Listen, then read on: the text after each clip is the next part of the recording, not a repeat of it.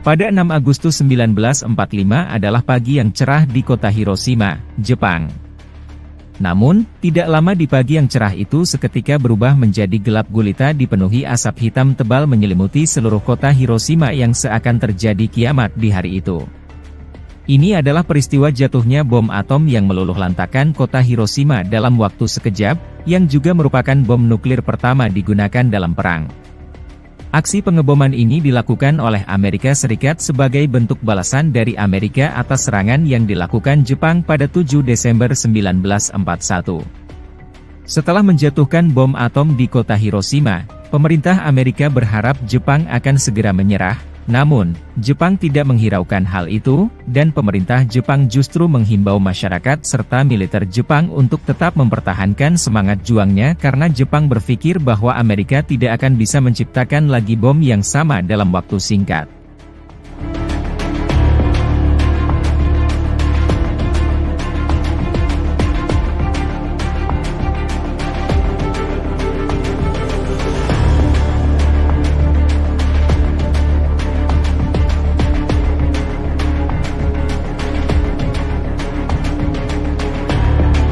Amerika Serikat menjatuhkan bom dengan persetujuan dari Britania Raya sebagaimana tertuang dalam perjanjian Quebec. Alasan Amerika Serikat atau sekutu memilih kota Hiroshima adalah karena Hiroshima merupakan markas militer Jepang, sehingga sangat tepat menjadi target utama Amerika Serikat untuk melemahkan pihak Jepang. Hiroshima juga dikenal sebagai kota pelabuhan besar di Jepang, oleh sebab itu, pada 6 Agustus 1945, pesawat B-29 Enola Gay Amerika Serikat menjatuhkan bom uranium seberat 4,4 ton yang dinamai Little Boy itu di Hiroshima.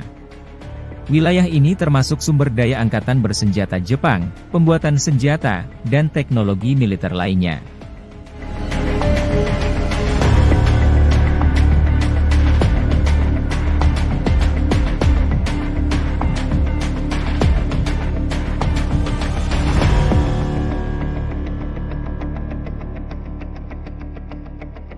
Jepang, yang dalam kondisi yang masih duka, pada 9 Agustus 1945 pukul 11:02 pagi, bom atom kedua dijatuhkan.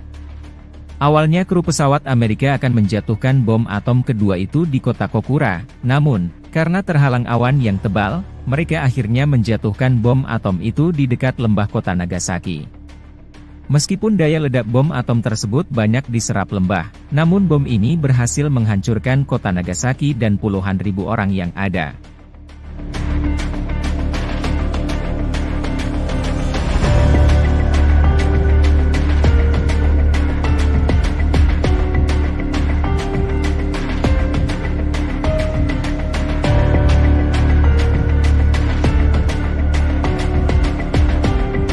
Setelah itulah, Dewan Penasihat Militer Jepang akhirnya mengadakan pertemuan. Pada 15 Agustus 1945 Jepang secara resmi menyerah dan perang pun berakhir.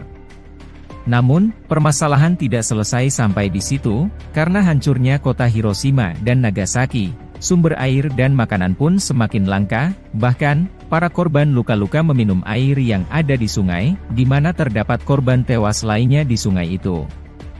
Tidak lama dari itu, hujan di kota ini turun, namun, hujan yang turun berwarna hitam pekat dari langit yang gelap.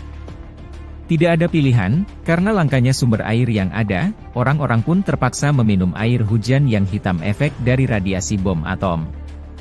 Setelah beberapa waktu, penyakit pun mulai muncul, seperti tubuh bernanah, rambut dan gigi mereka rontok, bahkan kerusakan sumsum tulang hingga usus. Setelah itulah, masyarakat baru menyadari bahwa bom atom yang jatuh tidak hanya menghancurkan kota dalam sekejap, namun efek jangka panjangnya adalah radiasi dalam air dan udara di kota itu menimbulkan penyakit serius dan bahkan dapat menghancurkan kromosom dalam sel yang menyebabkan orang yang terinfeksi tersiksa secara perlahan sampai akhirnya meninggal. Kematian seperti inilah justru lebih tragis dibandingkan mereka yang mati di tempat akibat ledakan bom itu.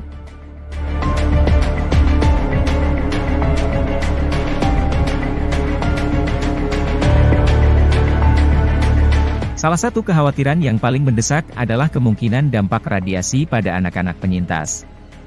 Jelas bahwa pengeboman itu berdampak pada anak-anak yang masih dalam kandungan pada Agustus 1945, mengakibatkan peningkatan jumlah bayi yang lahir dengan ukuran kepala kecil. Radiasi pada orang dewasa menyebabkan perubahan genetik yang diwariskan dan cacat lahir pada keturunannya menunjukkan bahwa mungkin ada efek jangka panjang. Para penyintas bom nuklir telah lama mengalami diskriminasi karena khawatir mereka mungkin mengalami gangguan fisik atau psikologis dan anak-anak mereka mungkin mewarisi cacat genetik.